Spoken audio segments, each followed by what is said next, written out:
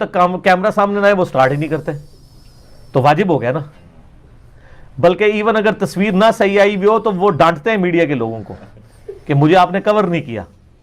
تو سر پھر ہم ایک سوال پوچھیں گے کہ آج سے 20-25 سال پہلے تو آپ ان کو حرام کہتے تھے, تو اب اس کو آپ فرض قرار دے رہے ہیں اور نہ اتارنے کے اوپر گرفت کر رہے ہیں. اس کا مطلب ہے کہ آپ باقی معاملات میں بھی جو اجتہادی فیصلے کرتے ہیں سب تھوڑے سے ٹھنڈے رہا کریں.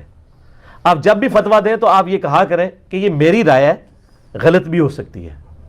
کیونکہ میں آپ کو بتا رہا ہوں کہ اشرف علی تھانوی صاحب کا بھی فتویٰ تھا کہ اسپیکر میں نماز نہیں ہوتی, اور احمد بریلوی صاحب کا بھی فتویٰ تھا کہ اسپیکر میں نماز نہیں ہوتی. مرتے دم تک انہوں نے اس سے توبہ نہیں کی ہے. اور آج دیوبند بریلوی انہی کے ماننے والے علماء ہیں جو ان کو مجدد مانتے ہیں, وہ اسپیکر کے بغیر سٹارٹ نہیں ہوتے.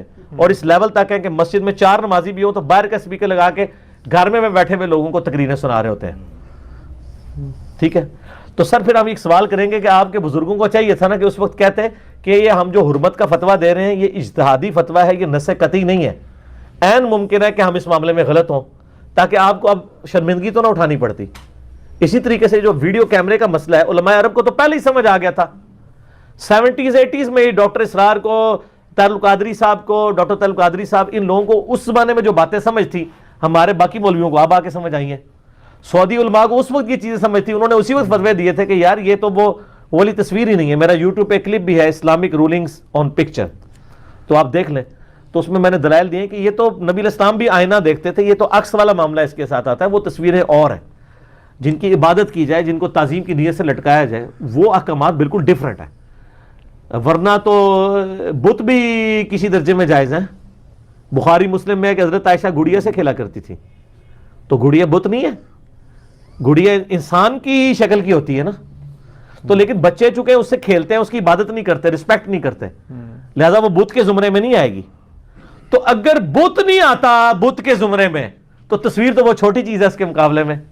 ہاں اگر کوئی اپنے بزرگوں کی تصویریں لگاتا ہے, ان کو ہار پہناتا ہے اور ان کے سامنے یوں کھڑا ہوتا ہے, وہ والا معاملہ غلط ہے. تصویر فی نفسی غلط نہ ہوئی, چھری فی نفسی غلط نہیں ہے. چھری سے آپ علماء دین کی خدمت کے لیے مرغی ذبح کر کے ان کا اکرام مسلم کر سکتے ہیں, اور اسی چھری سے کوئی عالم دین ایک عام بندے کو درجہ شہادت پہ بھی فائز کر سکتا ہے. ٹھیک ہے نا, تو وہ درجہ شہادت پہ فائز کرنا وہ غلط ہے, اس کی اکرام مسلم کرنا تو بالکل ٹھیک ہے.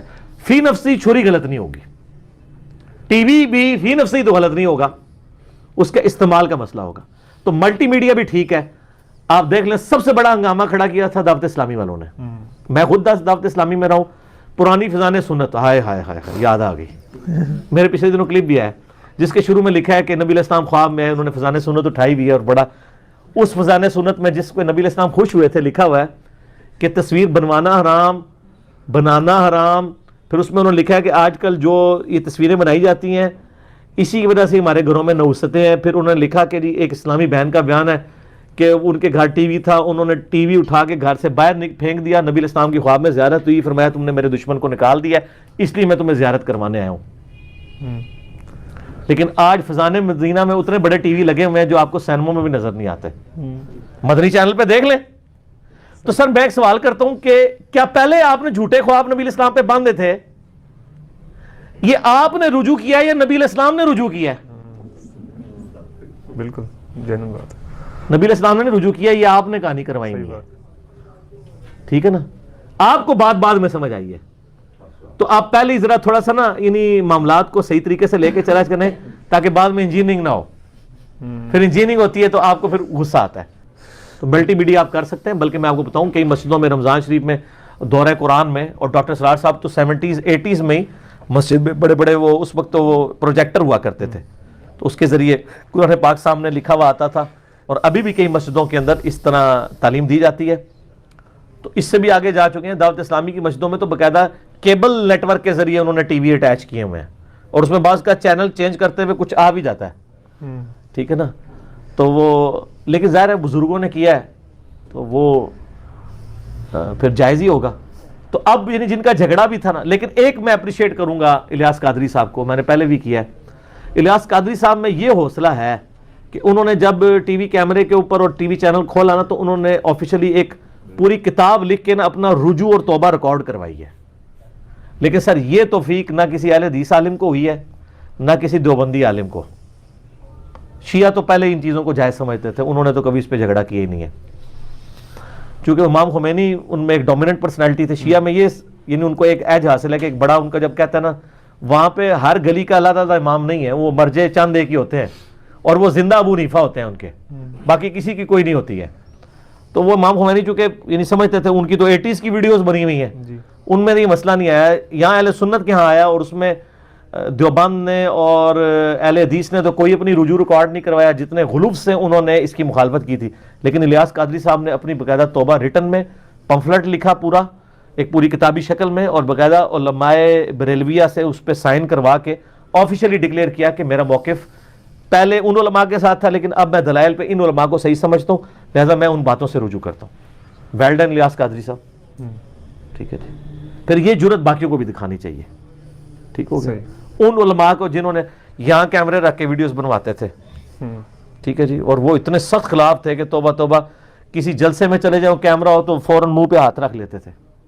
اب انہوں نے اپنے یوٹیوب چینلز بنائے ہوئے ہیں, فیس بک کے چینل بنائے, مجھے نام لینے کی ضرورت نہیں ہے.